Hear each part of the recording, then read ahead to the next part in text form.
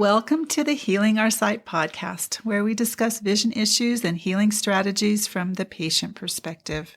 The goal of this podcast is to create an awareness of the diverse types of vision issues people experience, to highlight the types of help available, and to open a dialogue between patients to show we're not alone in our vision struggles. In this episode, I'm speaking again with Rebekka Smith. You may recall that Rebekka shared her story in episode 1. She had an ocular stroke in December of 2019, which was rehabilitated through vision therapy. Today is a little update on how things are going a year later. I hope you glean from this that progress is possible and should be celebrated, and that we can be grateful in all circumstances.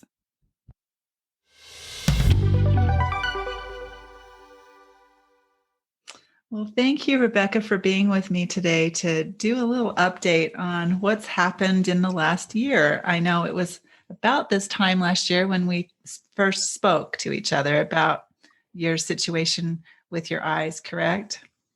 Yes, I think so. Yeah, we taped it the month before the first episode came out, so it's been about that long.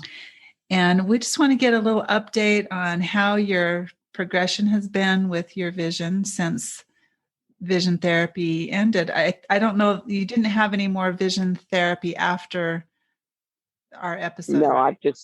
No, I haven't. I just have done stuff at home to work on improving my vision. And I was able to get, my eyes do work together again. So I have depth perception, which is nice. And I was actually playing one of my game apps on my phone in the middle of the night, about 2 or 3 o'clock in the morning. And I thought maybe I broke my eyes because all of a sudden they were just acting really funny. And like all of a sudden I could see layers in my game and then the layers were moving back and forth. And then it took me a while to realize like, oh, wait, I'm seeing in depth again. When did that happen? That probably happened a couple months after I had stopped vision therapy, but I had still had done some of the things that they sent home with me to work on. Mm-hmm. So you've been doing those kinds of exercises over the last year then still? No, not really, because those were just like for the 3D. And so once I got that back, and then like the major problems were like when I would look at anything up close, I wouldn't see the whole picture. Like on my phone, like if I was trying to read a text, there would be white spots throughout the text, and I'd kind of have to move around to shift so I could see the white spots. And I finally got so I could read the text, and pretty much the whole picture would be filled in. And then I had to do the same thing with like an 8.5 by 11 thing of writing, where there'd just be blank spots, and I'd have to move my head around to fill those blank spots in. And I still have problems with numbers. I always read double digits, so I don't know if something, like if I'm at a store, I don't know if something costs $1.99 or $11.99, and I just kind of have to cover up the price with my thumb and then move them one digit at a time till I get to the decimal point, and then I know how much it is. And the other day I had something new turn up. My cousin sent me a book she had written, and I was starting to read it, and only half of the line of text showed up. Only the top half, the bottom half wasn't showing up, and that was new. And so it made reading it very hard. Yeah. But the next day when I was reading it, that had gone away, but then I was seeing double words, or I was very dyslexic with it, where I was putting words in front of words that weren't there, so that it made no sense. And I kind of have to cover up the words to see, okay, what's really being said. And, it's only like I think a 50-page book, and I'm not even to page 10 trying to read it. But you had been able to read before this last little bit? Well, I have never really tried hard at reading books. Since the stroke, you mean? Since the stroke. And so I was partially scared at what I was going to find. And I tried last summer, and I found out I was reading at a very early elementary level, which was very disconcerting. And I mean, even at the understanding of words, it's like, I know what that word meant, and I wouldn't have a clue what it meant anymore. Which meant that my stroke hit more than just the sight, it hit language and stuff. And so I've been working on that. And so I understand more words, but the actual reading of books, I think, is going to take a while. Okay. But I've been told to read out loud. And so I read out loud from books. And I have spent most of my time like working on a phone screen. And so now I'm working on, like, I used to love to color, and I would color all the time. And so I've started coloring again. And that again is very frustrating. When I woke up from my stroke in the hospital, my husband had just brought my dialysis bag, which had coloring stuff in it. And I remember I got a coloring book out, and I'm like, oh, I'll color this page. And when I would go to color, all the lines disappeared. Right. And the lines don't disappear. I just can't necessarily find the lines to color in them. I see the line, and then I'll color outside the lines. Yeah. So there's still a little bit of a disconnect, but not the kind of issues that you had at the very beginning after the stroke. Right. It's completely different. And it's just stuff I haven't worked on, mainly because I was kind of scared that I was going to have this problem, and I wasn't sure if I was ready to face them. But like, okay, Rebekka, you can do hard things, and it's time to face. Right. Because I know all it's going to take is me working with it, and just doing a little bit every day, I can see improvements. Yeah. So that's the key thing, isn't it? Just doing a little bit every day. Yeah. Our brains are amazing, because it's amazing how I think a lot of times we think we have to spend all these hours every day in rehab, but even a few minutes every day, our brains can do amazing things with. Yeah. And have you been examined at all by your eye doctor in the last year then? To see No, I just got my my text from him saying it's been a year, time to schedule an appointment. So I'm going to schedule an appointment next week. Yeah. And are you thinking that you might do a little more vision therapy to see if you can get more improvement?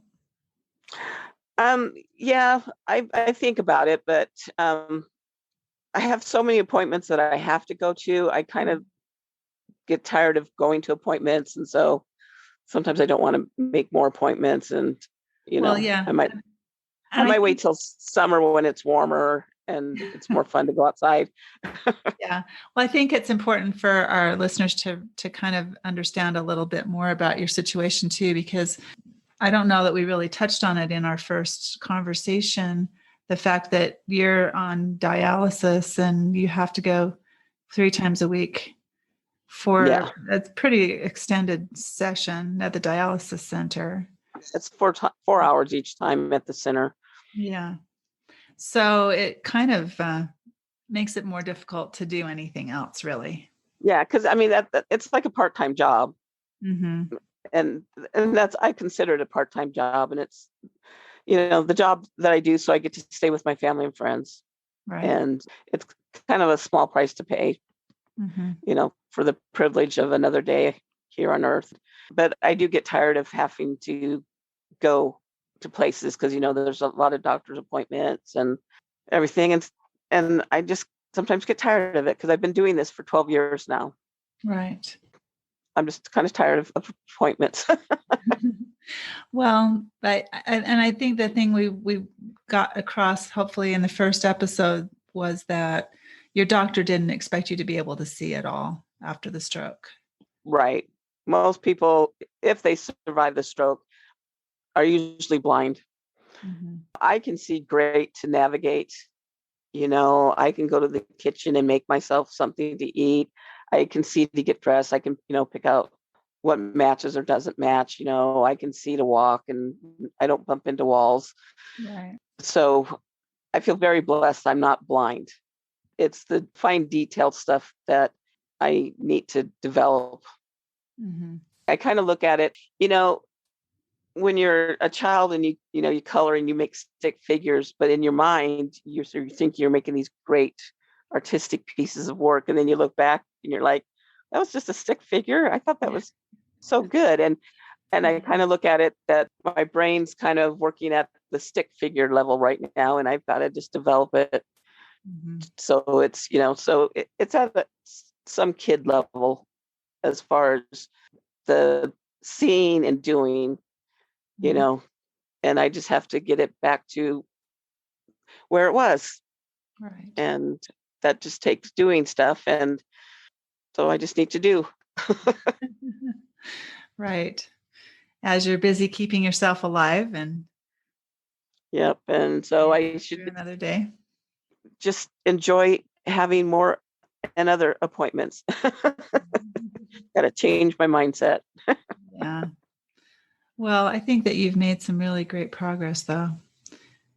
And yes, it's inspiring to just realize that you're able to feel lucky and blessed that you have the vision that you do.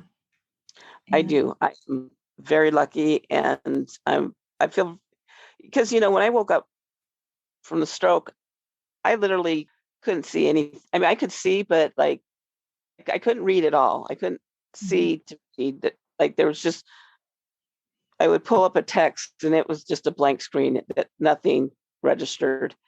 And if I looked at a face, it looked like a Picasso painting, because I would see a face, but it just didn't get put together like a normal face would. Mm-hmm. And now when I look at a face, it's the two eyes are where they're supposed to be, and the nose is where it's supposed to be, and instead of like the Picasso painting. Right. And so I've come a long way in a year from what it was a year ago. Mm-hmm. I could live happily if it just stayed where it was right now, but I know that if I work at it, it will get better. I've also started, I love crossword puzzles, and those little grids and stuff are very hard for my eyes to see, but I work on them a little bit each day, and the grids become easier. Yeah. Excellent. That's one of the things that I remember doing early on with my vision therapy too. Just getting my eyes to focus in that way. I had never been good at them, I guess. Yeah. And so I thought, okay, well, this is a little thing I can do to train my eyes a little bit more to see what I want to. And it was helpful. They were my anti-Alzheimer's prevention. Right. Was doing the crossword puzzles and things. Yeah. So I'm like, I need to get back into doing that because I need to prevent that still. Yeah, it's an ongoing battle, right? Yep. Okay. Well, do you have any words of wisdom for someone else that's struggling with vision issues that we can leave them with today? Well, it's like eating an elephant, just one bite at a time. Just do a little bit at a time, and you'll be surprised at how much you'll accomplish. Okay. Excellent. Thank you for that. And we'll try and touch base again at a later time. See if there's some other developments that we can report on. It's nice to be able to give a little snippet that updates people a little bit. So I appreciate you being with me today. I'm glad to do it. Thanks for having me. You bet. Thank you for listening to this episode of Healing Our Sight. If you liked this episode, please subscribe, add a review, and share it on your favorite social media. You can also ask questions or suggest a guest by visiting my Facebook page, Healing Our Sight, and more information is found on my website, healingmysight.com. Thanks again for listening.